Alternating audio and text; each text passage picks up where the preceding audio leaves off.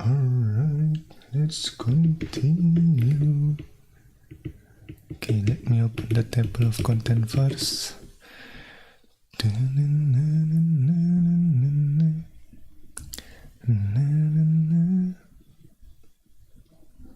Okay, we are still in chapter 28. Yeah, there is a lot of section here. Okay, previously we take a look at this compare and swap. Now let's take a look at this load, link, and store conditional, section 28.10. Let me open that. 8.10.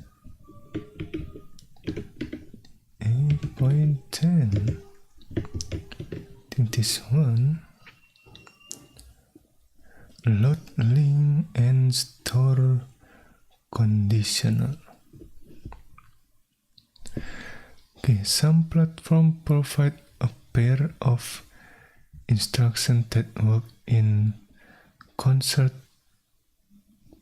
to help with critical section on the MIPS architecture. For example, the load, link, and store conditional instruction can be used in tandem to build log and other concurrent structure. The C pseudocode for this instruction is found in figure 28.5. Alpha, PowerPC, and ARM provide similar instruction.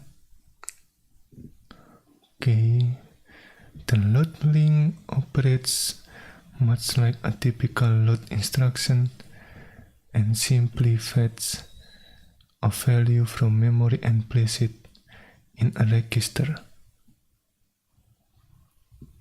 The load link operates much like a typical load instruction and simply fetches a value from memory and place it in a register.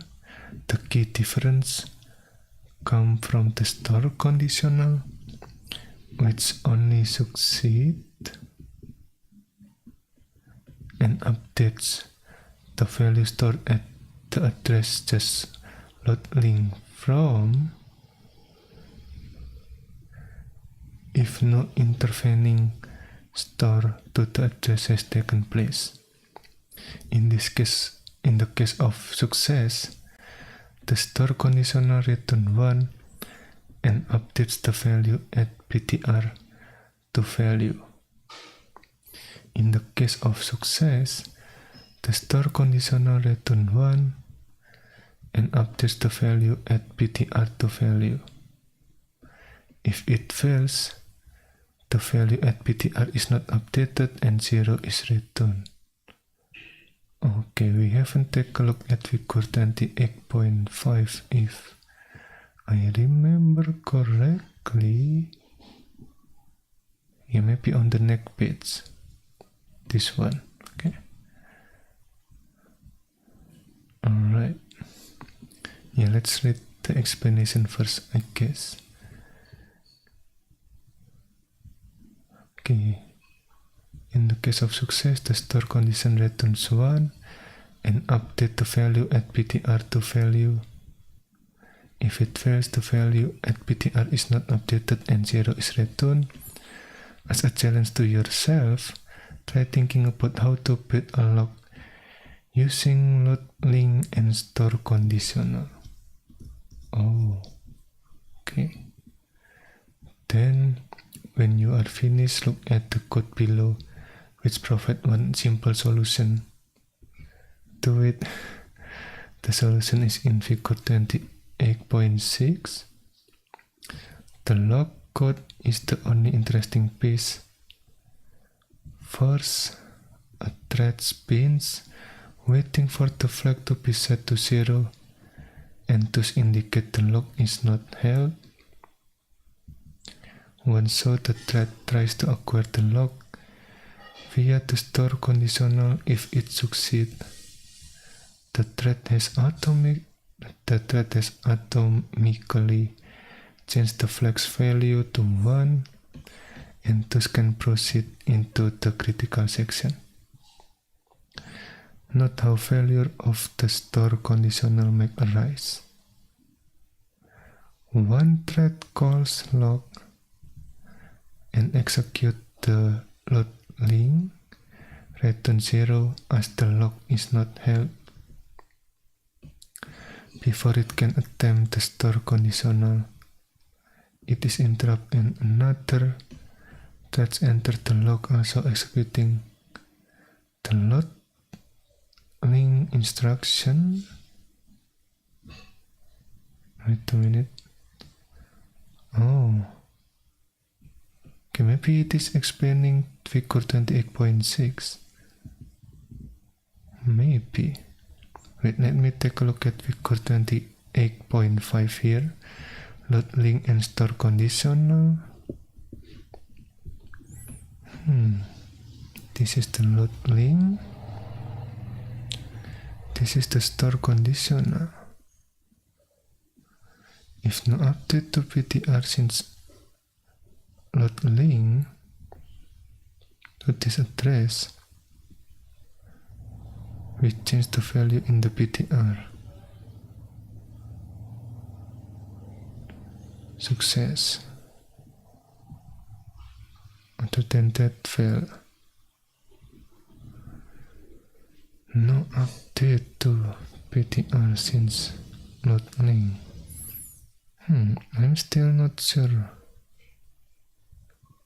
about this explanation. Like, what is load link to? The load link operates much like a typical load instruction. Okay, fetch value from memory and place it in a register. Okay, place it in the register and then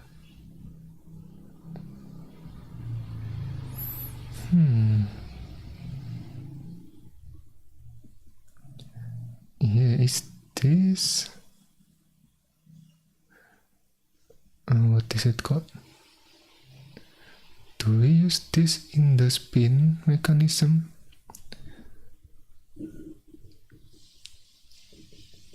But then there's the store conditional.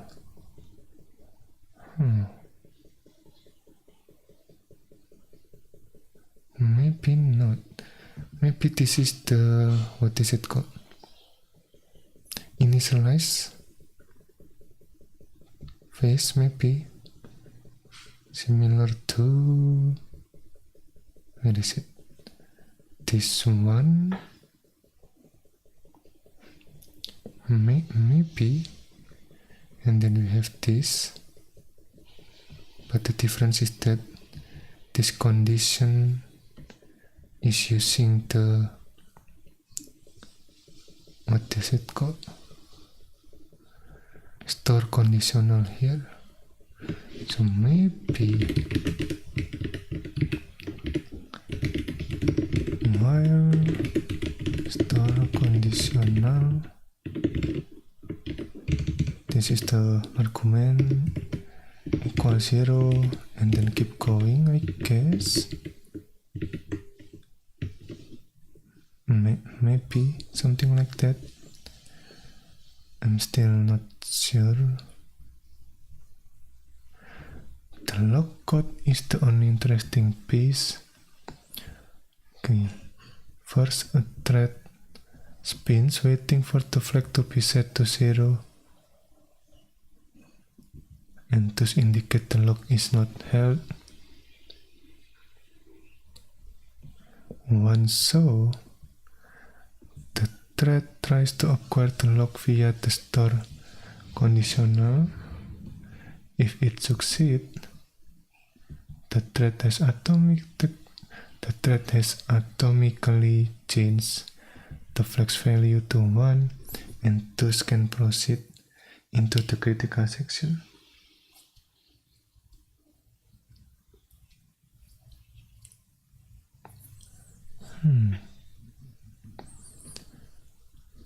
Okay, the thread tries to acquire the lock via the store conditional.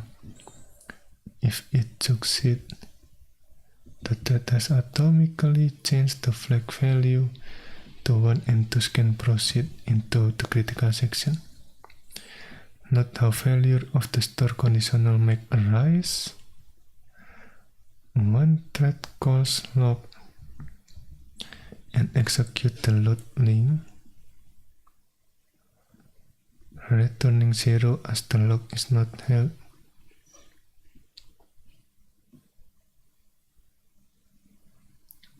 Okay.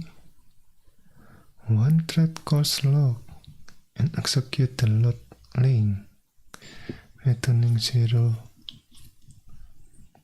as the lock is not held.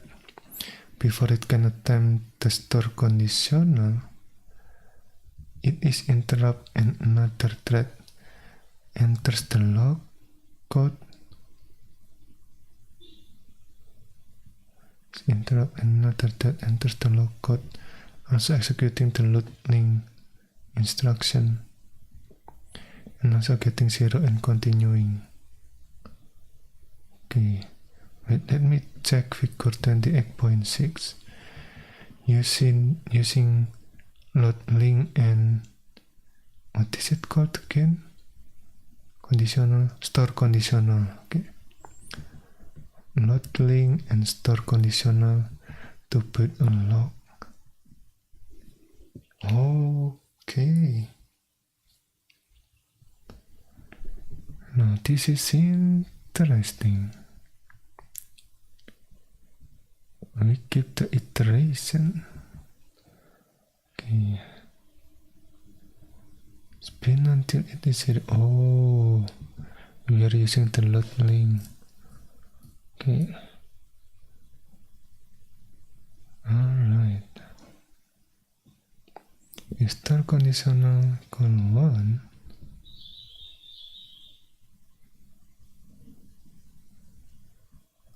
Returns. If set to 1 was success, then otherwise try again.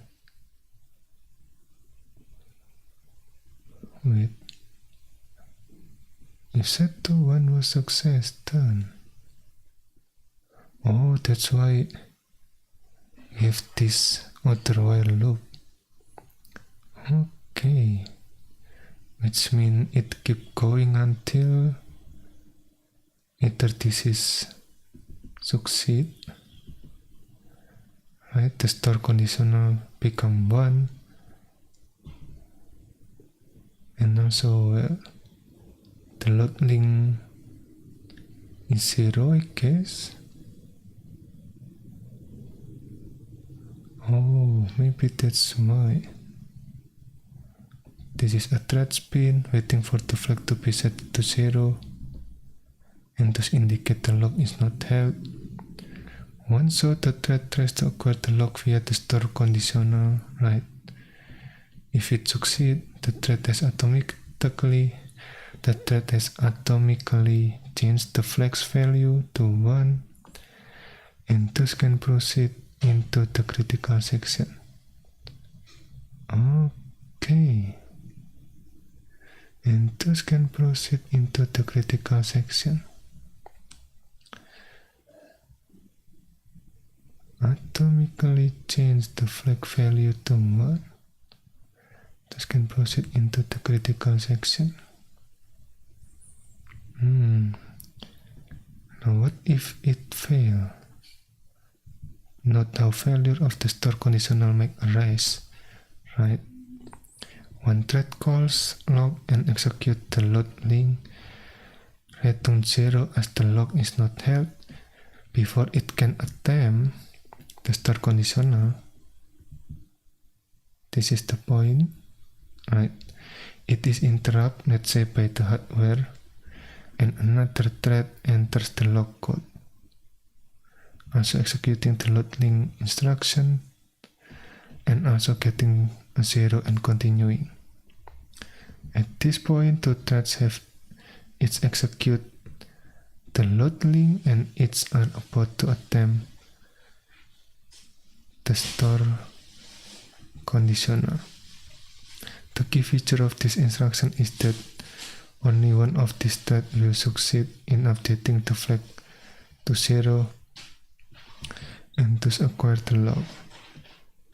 The second thread to attempt the store conditional will fail because the other thread updated the value of flag between its load link and store conditional, and thus have to try to acquire the log again. If I remember correctly, there is the figure that gives some example. This one, let's say this is when we call the log thread 1, and then suddenly there is interrupt, let's say from the hardware, and then switch to thread 2, right? We also call log, and if thread 2 successfully set the store conditional, then this thread 1 will fail. If I understand correctly, maybe something like that.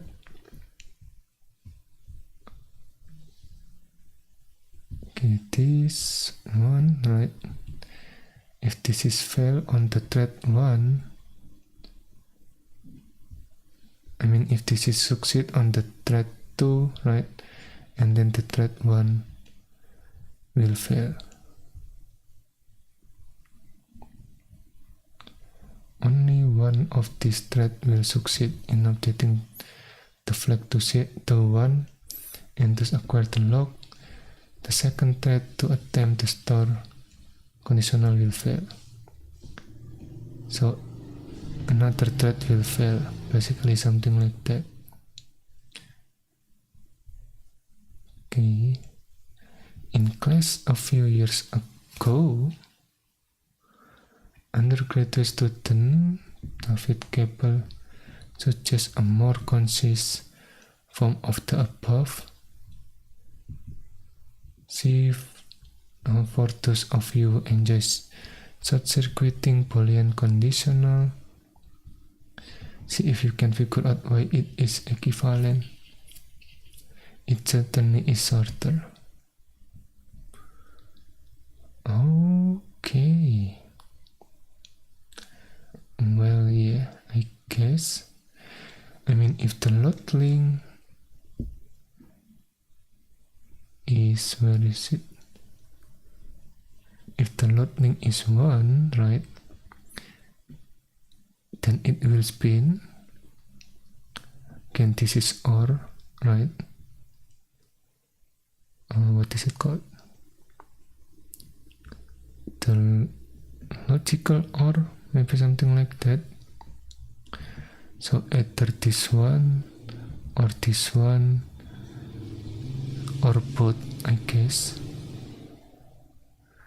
So if this is 1, load link is 1, similar to this one, the while loop will keep going, and then if the store conditional is, what is it called?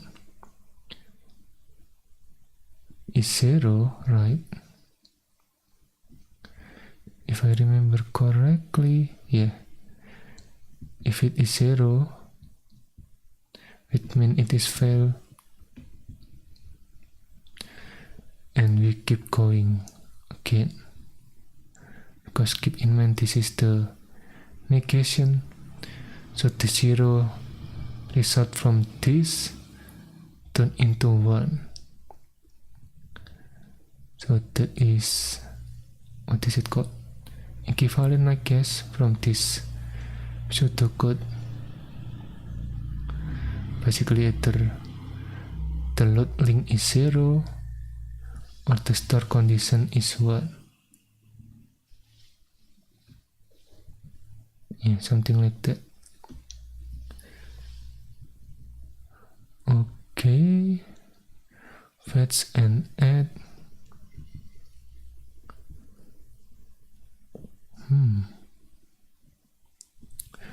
Fetch and add. One final hardware primitive is the fetch and add instruction, which atomically increment a value while returning the old value at a particular address. The C pseudocode for the fetch and add instruction looks like this. Fetch and add. One final hardware primitive is the fetch and add instruction,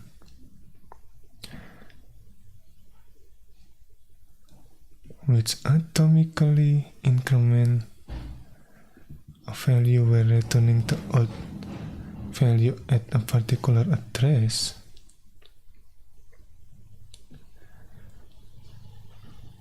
Which atomically increment a value while returning the old value at particular address.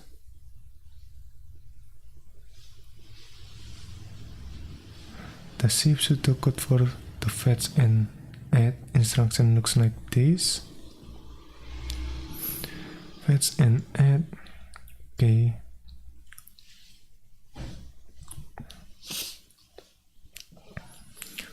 Old value. Okay. Old value plus 1. Put that back into this memory, I guess, and then this one returning the old value. Fetch and add. Atomically increment a value while returning the old value at particular address. Okay.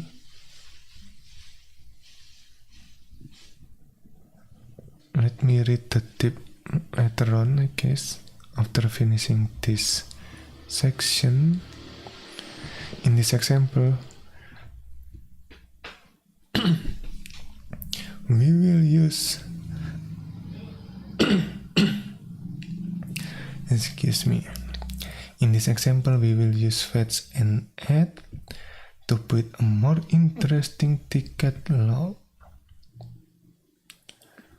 Fetch and add to put more interesting ticket log as introduced by Mallory and Scott. The log and unlock code is found in figure 28.7, page 14. Instead of a single value, this one. Okay.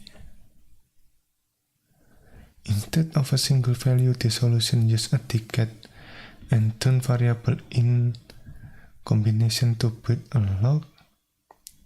Instead of a single value, the solution uses a ticket and turn variable in combination to put a log. The basic operation is pretty simple. When a thread wishes to acquire a log, it first does an atomic fetch and add on the ticket value. That value is now considered this thread's turn, my turn. Okay. When a thread wishes to acquire a log, it first does an atomic fetch and add on the ticket value. That value is now considered this thread's turn. Okay.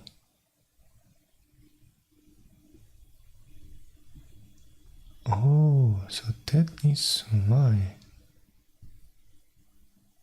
So it is like the ticketing, maybe. So after using fetch and add, the thread get a ticket, something like that. That's why we return the old value here and increment the value and put that back into the PTR. Maybe something like that. I mean, maybe this one is, what is it called? For when another thread calling this fetch and add again the next ticket, maybe something like that. And when those thread call this fetch and add again, they got the next ticket, something like that, maybe. Okay,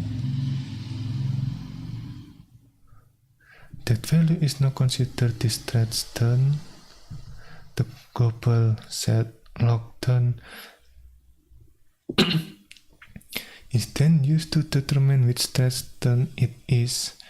When my turn equal turn for a given thread, it is that thread's turn to enter the critical section. Unlock is accomplished simply by incrementing the turn such that the next waiting thread, if there is one, can now enter the critical section.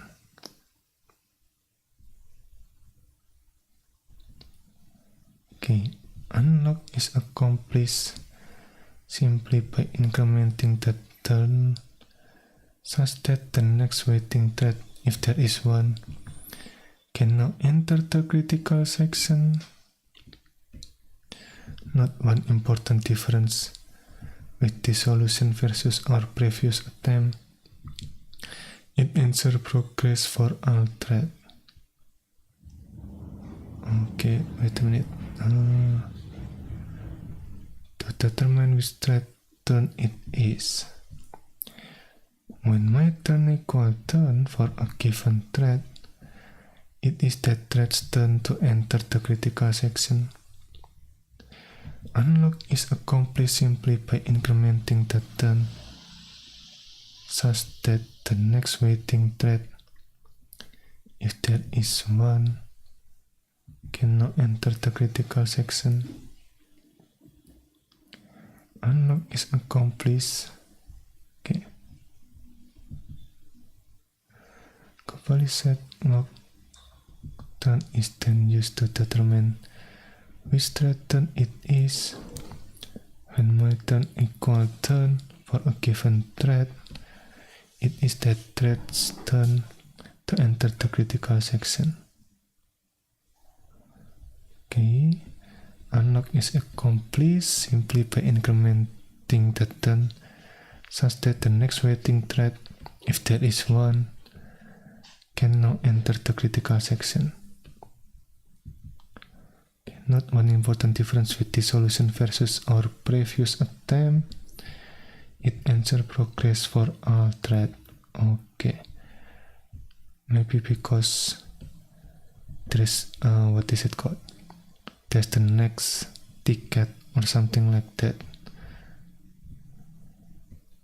So it ensures progress for all thread. Once a thread is assigned its ticket value, right, it will be scheduled at some point in the future. Once those in front of it have passed through the critical section and released the log. In our previous attempt, no such guarantee exists. A thread spinning on test and set, for example, could spin forever even as other thread acquire and release the log. Right. This method ensures progress for all threads. The ticketing one. Because we make sure that the next thread get the ticket too, I guess. Okay, let me check with code 28.7 ticket log. Type destruct. Okay, ticket turn. Okay, log init. Alright, this is the initialization. This is the log. Fetch and add the ticket. What is it called? The ticket value. right?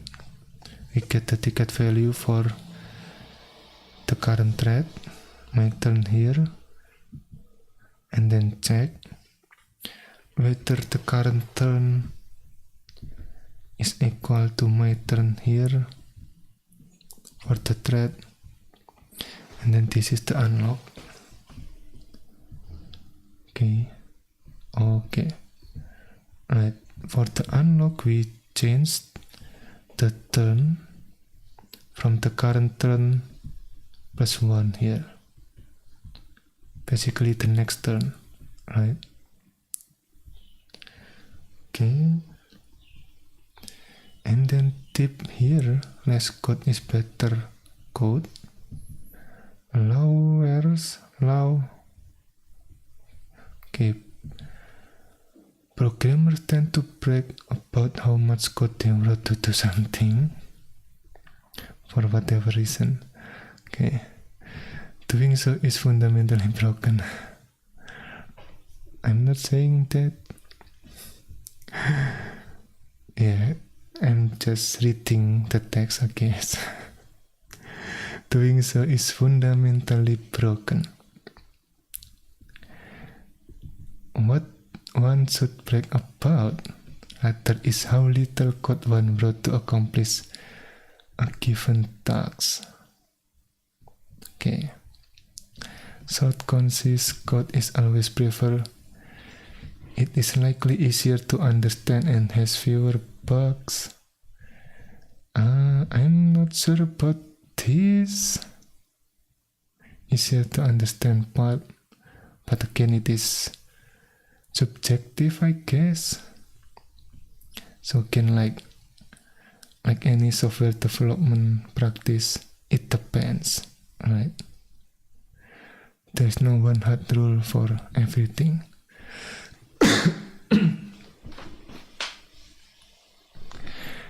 Okay, as Huck, I'm not sure how to pronounce this. Huck Lauer said, when discussing the construction of the pilot operating system, okay, if the same people had twice as much time, they could produce as good of a system in half the code. Okay, we will call this Lauer's law, and it is well worth remembering.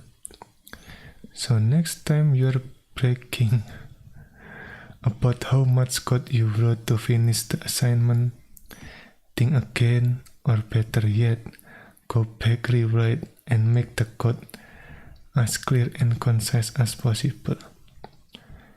I mean, again, easier to understand is subjective, Sometimes make things, make things too concise, make the code harder to understand rather than easier to understand.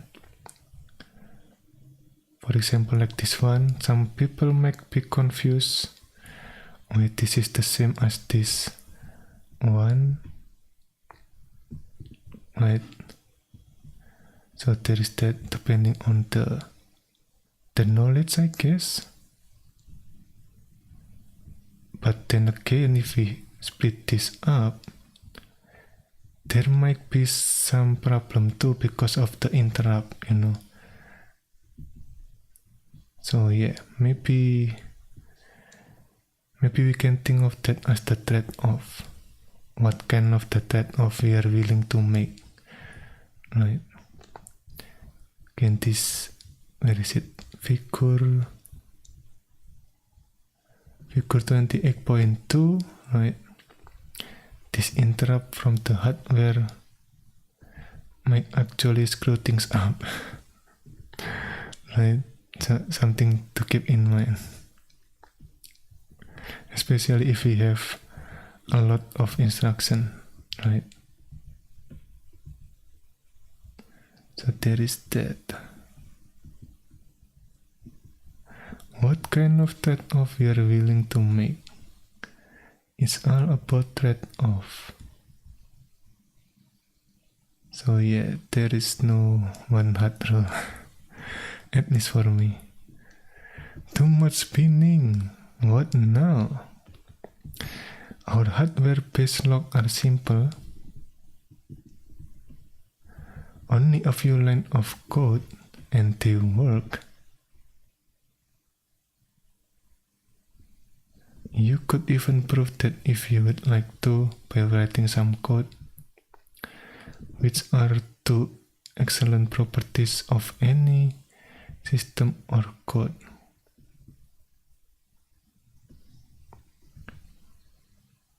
Okay, which are two excellent properties of any system or code.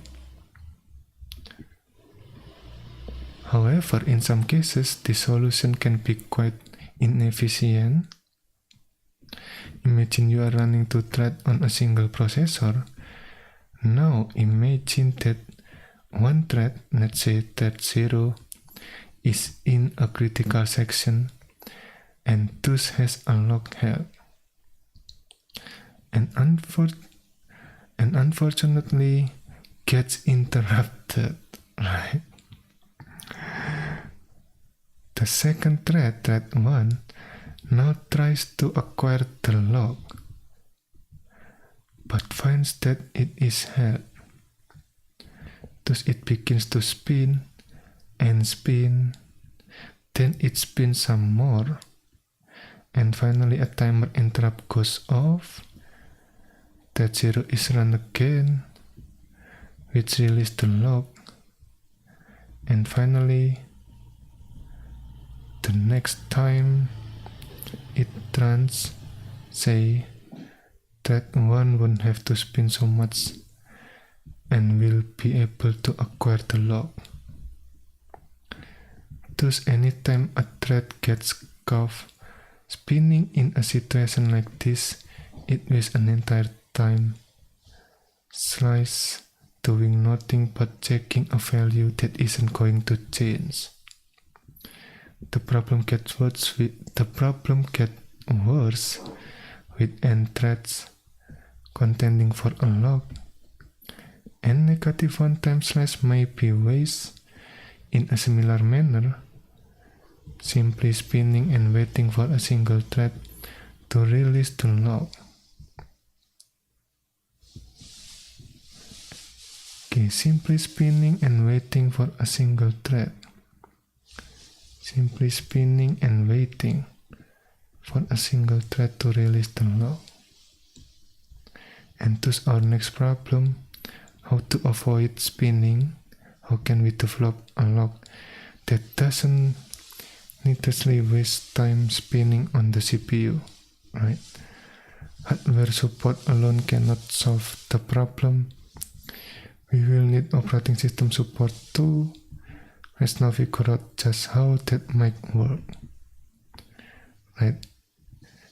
If I remember correctly, we take a look at that in the homework code here.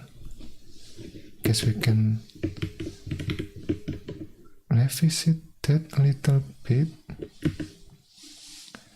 Maybe during this log, right? If I remember correctly,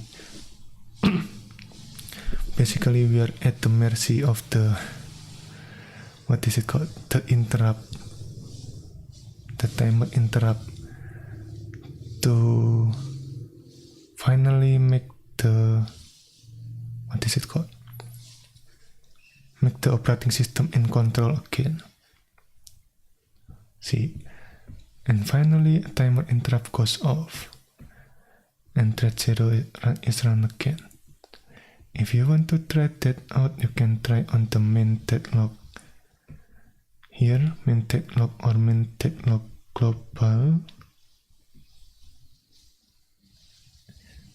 If I remember correctly, yeah, basically there is, what is it called again?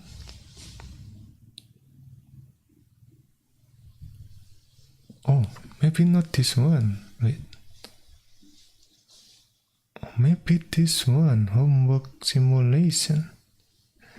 Yeah, if I remember correctly, this is only exploring Helgrind tool. Yeah, maybe the chapter 26. I kind of forgot. There's the simulation, right? Yeah, maybe this one. There's no log. Maybe. But again, you can check out the previous chapter homework to try this out yourself. But yeah, there is a condition where we keep looping until finally there is a timer interrupt so that we can move to another thread. A timer interrupt goes off and then we are going to another thread which releases the log. Okay, and finally the next time it runs, that one won't have to spin as so much. And now the problem is this: how to avoid spinning? How can we develop a log that doesn't needlessly waste time spinning on the CPU? Okay, figure 28.7 ticket log. I think we already take a look at this, right? Fetch and add. Okay, a simple approach. Just yield, baby. Okay. Do we need this word? Maybe. Just yet. Okay. Hardware support cut as far using quiz. Oh, sweeping instead of spinning. Alright. Let me check the table of content. Operating system. Oh, okay. Well, let's read this first, I guess. Hardware support got as pretty far. I mean, working logs, and even as with the case of the ticket log, hardware support got as pretty far. Working log, and even as with the case of the ticket log, fairness in log acquisition. Okay. However, we still have a problem. What to do when a context switch occurs in a critical section and threads start to spin endlessly, waiting for the interrupt log holding thread to be run again. Okay. So is the previous method here? Fetch and add, load link and store conditional, compare and swipe, and well, maybe test and set. Is the hardware support?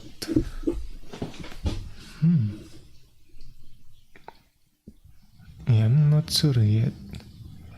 Okay. However, we still have a problem what to do when a context switch occurs in a critical section and threads start to spin endlessly, waiting for the interrupt log holding thread to be run again. Our first try is a simple and friendly approach.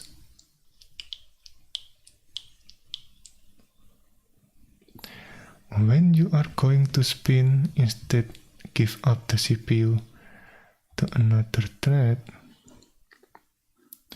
When you are going to spin, okay. When you are going to spin, instead give up the CPU to another thread. Okay.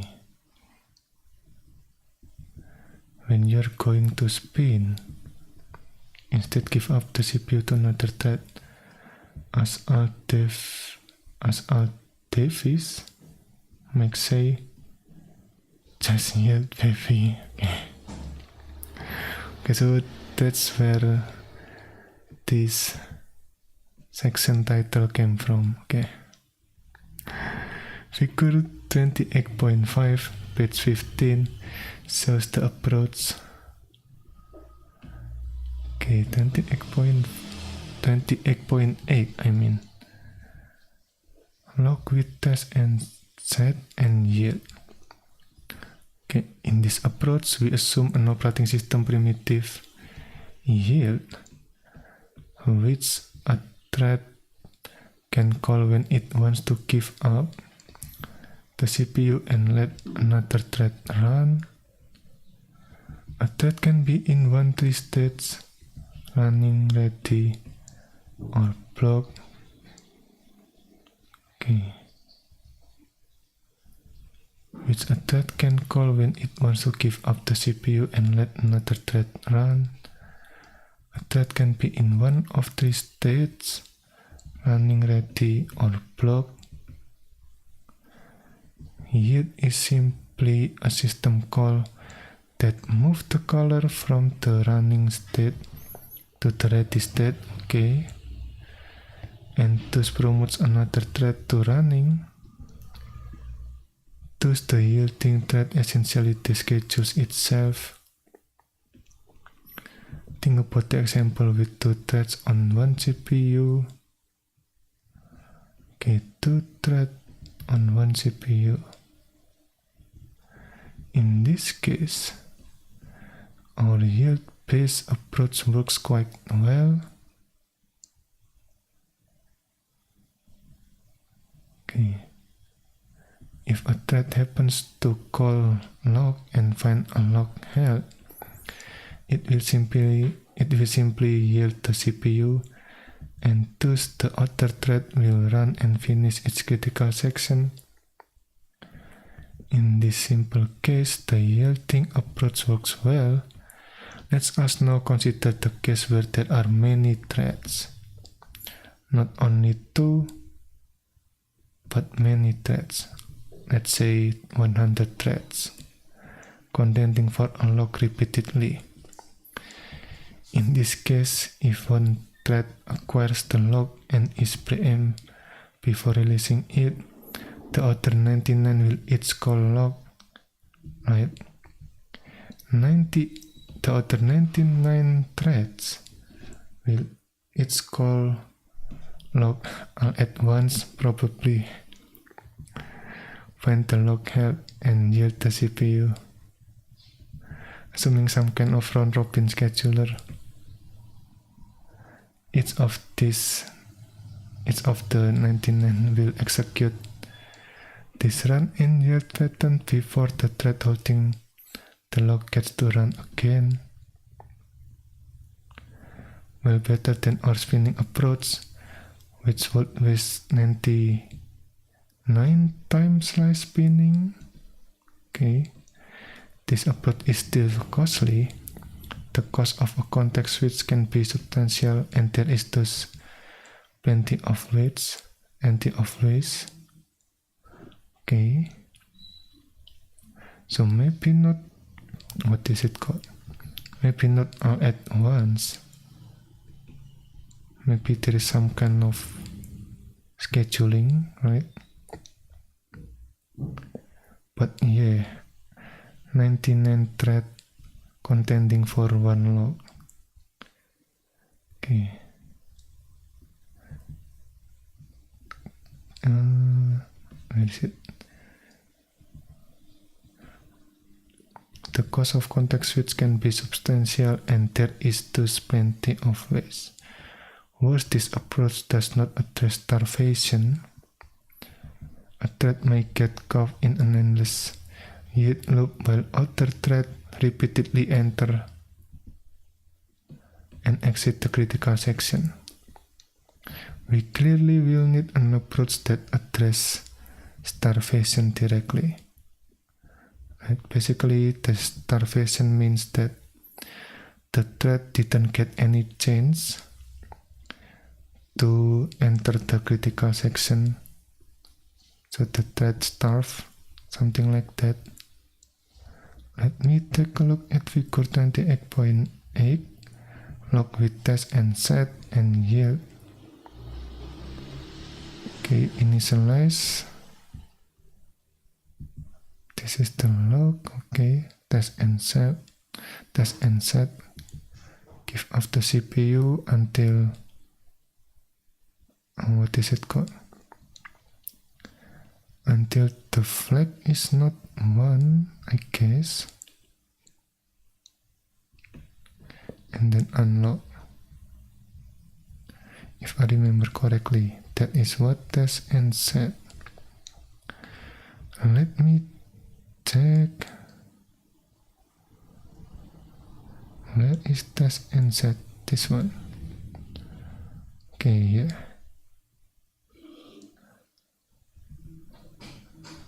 Alright, this is the test and set. Returning the old value. Okay.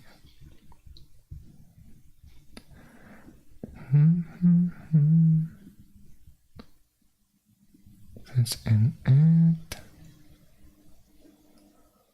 Okay, basically waiting until the flag is 0, and then we get the log, maybe something like that. And then this is unlock.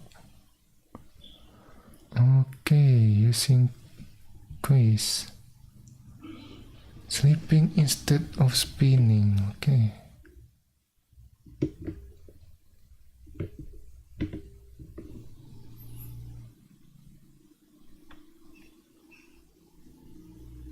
Hello.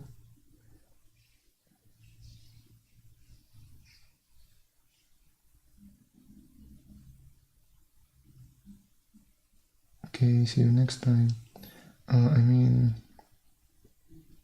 Did you see the focus indicator on my screen? This one. If it is in focus, I'm not gonna look at the chat all the time, you know. Again, the point of this is learning or studying. If I keep context switch between the content and the chat, I'm not gonna be focusing, you know. This focus indicator have a reason, and well, I can change that to break, for example. If I'm on the break, you can talk to me. But yeah, I rarely use the break session nowadays because, like a lot of people can say, no one is patient enough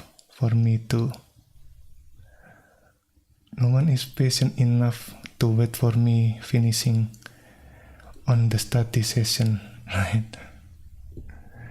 So if anyone is there, you can chat now because I'm on the break session. But if not, then well, I might end the live stream and continue this on the next session. Alright. See this indicator right here have a reason, you know. This one. I put this here so that you know what the state I'm in. If I'm in focus state, then you will get slow response. But if I'm on the break state or session, you might get fast response from me. I might take a look at the chat more often than when I'm focusing. Just a little bit of information in case anyone didn't understand that, you know. Again, what is the point of studying if everyone trying to get my attention from the content, from the learning content? Okay, if no one wants to talk, then I guess let me enter live stream now and continue this section 28.14 using quiz sleeping instead of spinning on the next session. Alright, so that's it for now. Thank you for watching and see you next time. Bye bye.